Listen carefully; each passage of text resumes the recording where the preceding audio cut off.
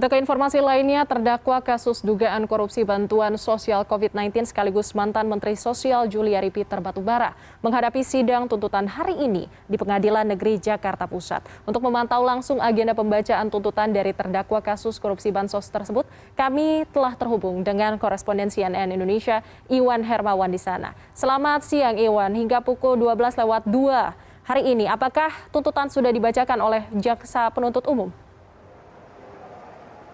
Ya baik, terima kasih Sarah. Dan sebenarnya sidang baru saja dimulai, baru sekitar 5-10 menit yang lalu dimulai, karena memang dijadwalkan, awalnya dijadwalkan sidang berlangsung sekitar pukul 10, namun kemudian molor begitu, dan kemudian baru berlangsung pada sekitar 5-10 menit lalu. Dan sidang sendiri dilakukan secara campuran begitu. Jadi untuk terdakwa Juliari Batubara itu berada di tahanan KPK, dilakukan secara online dengan hakim yang berada di Pengadilan Tipikor di Jakarta Pusat ini.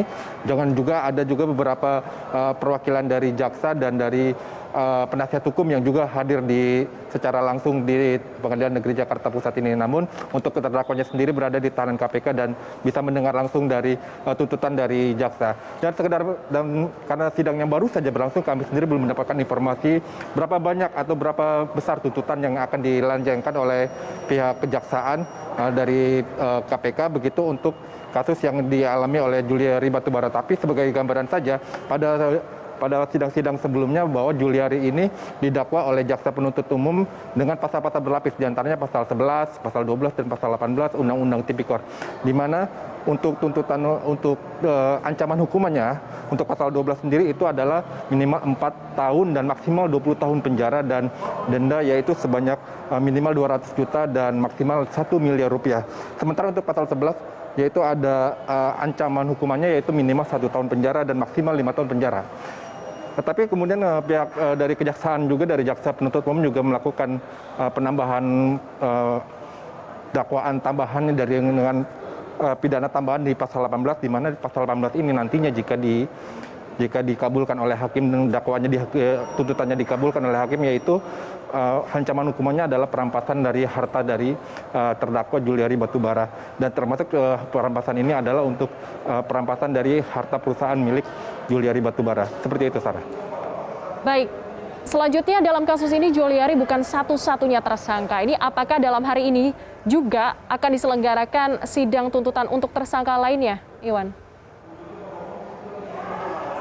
Untuk tersangka-tersangka lainnya seperti biasanya tentu nantinya akan dilakukan persidangan secara terpisah atau tuntutan secara terpisah begitu, karena untuk hari ini memang khusus untuk Juliari Batubara saja. Dan sekedar mereview kasusnya, pada beberapa waktu lalu jaksa penuntut umum juga membagi kasus penyuapan yang diduga dilakukan oleh Juliari ini menjadi 3 bagian, yaitu pertama adalah kasus suap yang diserahkan dari Harifan Sidabuke, kemudian juga ada yaitu sebesar 1,2 miliar rupiah, dan kemudian juga ada kasus suap dari Dirut PT 3 Pilar yaitu Ardiani Iskandar sebanyak 1,9 miliar rupiah, dan ada juga suap dari vendor-vendor yang di mana setiap vendor itu untuk pemberian bansos itu dikenakan tarif Rp10.000 setiap bantuan sosial yang